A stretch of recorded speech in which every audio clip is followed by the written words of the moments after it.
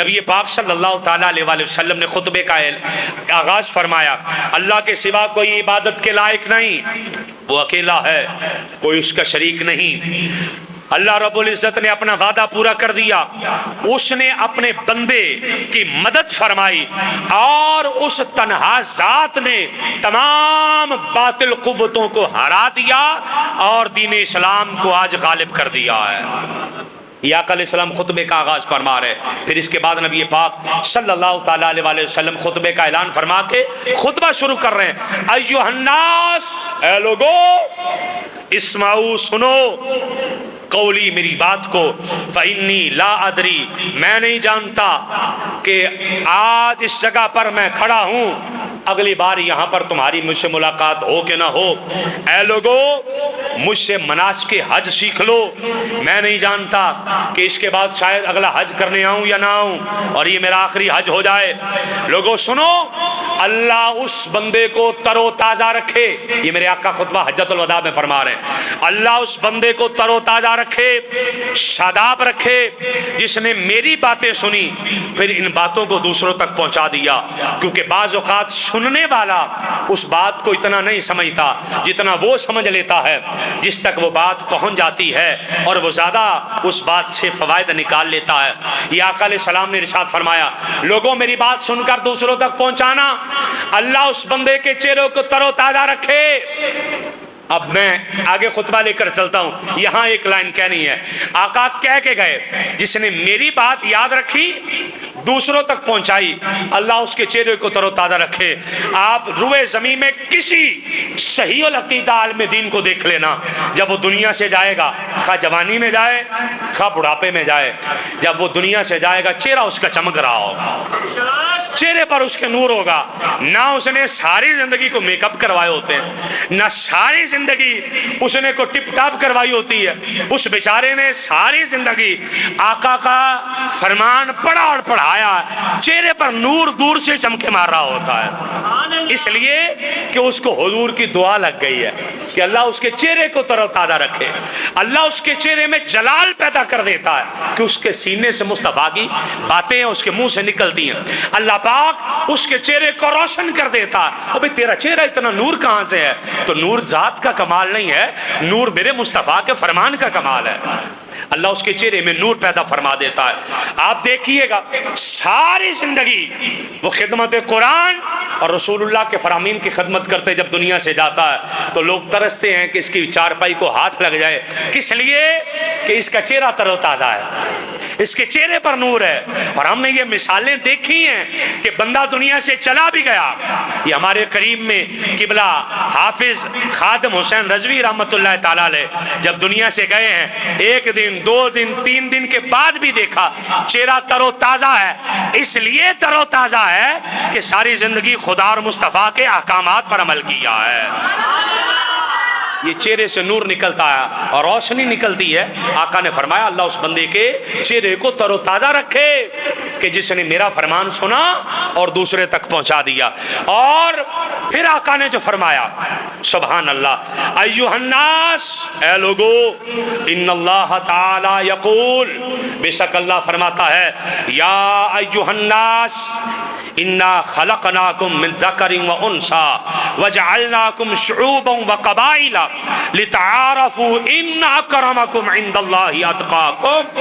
آقا نے فرمایا لوگو، اللہ نے کہا ہے ہم نے تمہیں ایک مرد اور ایک عورت سے پیدا کیا، ہم نے تمہاری بڑی بڑی قومیں بنائی، قبیلوں میں تقسیم کیا تاکہ تم ایک دوسرے کو پہچان سکو، بے شک اللہ کے نزدیک وہی عزت والا ہے جو تم میں سے زیادہ پرہیزگار ہے۔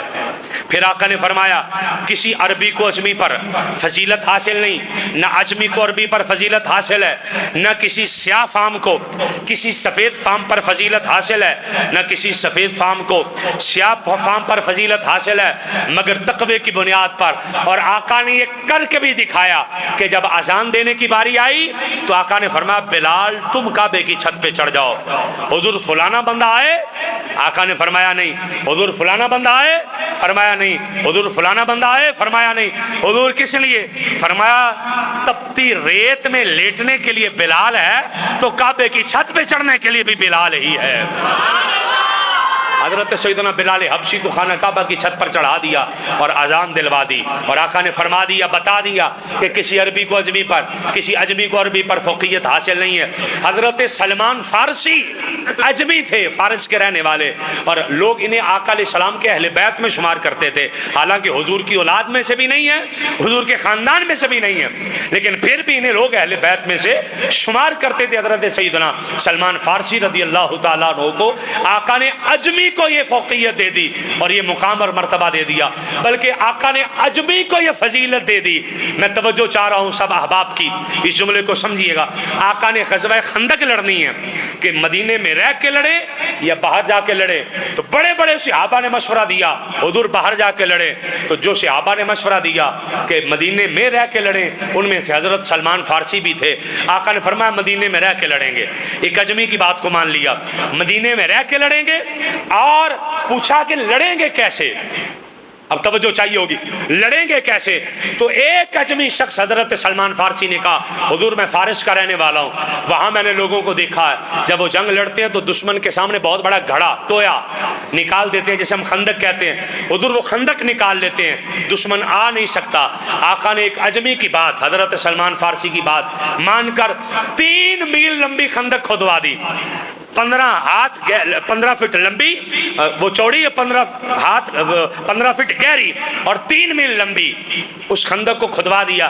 کھدوانے کے بعد آقا نے فرمایا اس سلمان فارسی کی بات پر عمل ہوا۔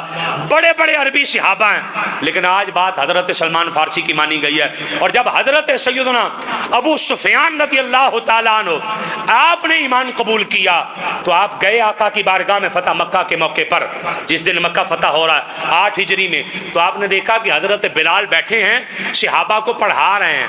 لوگوں نے حضرت بلال کو استاد بنایا ہوا ہے اور سامنے بیٹھ کر پڑھ رہے ہیں۔ اگر ابھی بھی ایمان نہ مضبوط ہو جائے اور اگر ابھی بھی دل نہ پگھلے تو شاید پھر افسوس کی بات ہے، شاید پھر ہمیں غور و فکر کرنے کی ضرورت ہے۔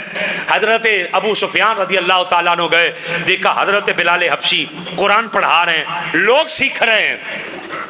پتہ نہیں کس نے کہہ دیا کہ بلال کی زبان توتلی تھی اور بلال سے کی زبان میں ہکلاہٹ تھی، حالانکہ ایسا نہ تھا، آقا کے مؤذن کی آواز ہی بڑی پیاری تھی۔ حضرت سیدنا بلال حبشی کی آواز ہی بڑی سریلی تھی اور بڑی پیاری تھی، آقا تو خود بڑے باذوق تھے، حضرت بلال حبشی کی بڑی پیاری آواز تھی۔ آقا اگر نہ بھی ہوتی تو مؤذن کس کے ہیں؟ مؤذن کس کے ہیں؟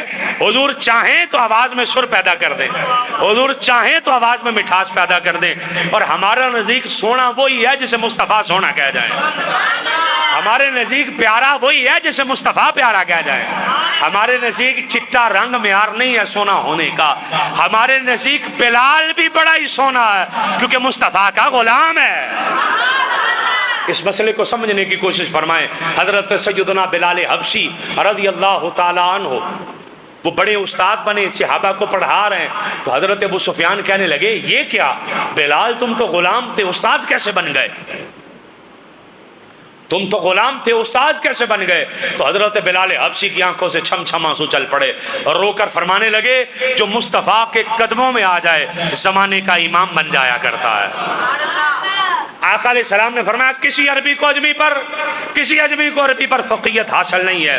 اور جب آقا نے یہ اعلان کیا، میں توجہ چاہ رہا ہوں، اس خطبے کو ہم پڑھیں گے، مکمل کریں گے، یہ سارا خطبہ میرے پاس ابھی ہے، کچھ حصہ اس کا میں نے بلکہ ابھی ایک پوائنٹ پڑھا، باقی سارے پوائنٹ ابھی ہیں جن کو ہم نے مکمل کرنا ہے، اگلے جو میں انشاءاللہ یہاں سے گفتگو شروع کر کے آگے لے کر چلیں گے۔ لیکن جب آقا نے اعلان کیا کہ لوگوں کسی عربی کو اجمی کو عربی پر فقیت حاصل نہیں ہے، اس ٹائم پہ منظر نامہ یہ ہے کہ کئی خاندان ایسے ہیں انہوں نے اپنے آپ کو انسان سے اوپر والا درجہ سمجھ رکھا ہے کہ ہم انسانوں سے اوپر ہیں۔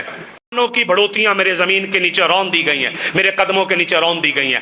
آج خاندان کا شرف میرے قدموں کے نیچے رون دیا گیا، کسی کا کوئی خاندان بڑا چھوٹا نہیں ہے، سارے خدا کے بندے ہیں۔ وہی بندہ خدا کی بارگاہ میں مقبول ہے، وہی بندہ انسانوں میں زیادہ مقبول ہے، وہی بندہ معتبر اور مستند سمجھا جائے گا جس کا تقوی زیادہ ہے۔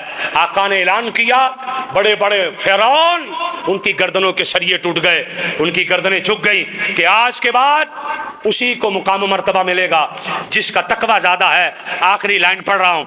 हज़रत उमर बिन ख़त्ताब का ज़माना आया, इससे आगे खुतबा हज्जतुल वदा हम आगे बयान करेंगे। हज़रत उमर बिन ख़त्ताब का ज़माना आया, आपने फरमाया मक्के का गवर्नर बना दिया जाए। वहाँ के लोगों ने हज़रत अब्दुर्रहमान इब्न अब्ज़ा को मक्के का गवर्नर बना दिया। जब आप तक पैगाम पहुँचा के हमने गवर्नर बना दिया, आपने पूछा गवर्नर कौन है? कहा अब्दुर्रहमान इब्न अब्ज़ा। आपने पूछा वो कौन है? कहा फलाने कबीले का गुलाम है, उसे गवर्नर बनाया गया। आपने कहा गुलाम को गवर्नर बना दिया? उन्होंने कहा हाँ, गुलाम को गवर्नर बनाया। कहा गुलाम को गवर्नर क्यों बनाया? उन्होंने कहा इसलिए कि हमने देखा है हम में सबसे ज्यादा कुरान जानने वाला यही बंदा था। अब हजरत उमर का फरमान सुनिएगा। सुना, आंखों में आंसू आ गए। आप फरमाने लगे मैंने आका को अपने कानों से सुना। आका ने फरमाया बहुत सारी कौमें कुरान पढ़कर इज्जत पा जाएंगी और बहुत सारी कौमें कुरान छोड़कर जलील हो जाएंगी। ये गुलाम कुरान पढ़ के इज्जत पा गया और बहुत सारी कौमें कुरान छोड़कर जलील हो गई हैं। इसलिए तकवा मेयार है, कुरान को ज़िंदगी का दस्तूर बनाएं, घरों में कुरान को नाफिज करें। अल्लाह मेरा और आपका हामी व नासिर हो। वस्सलामु अलैकुम।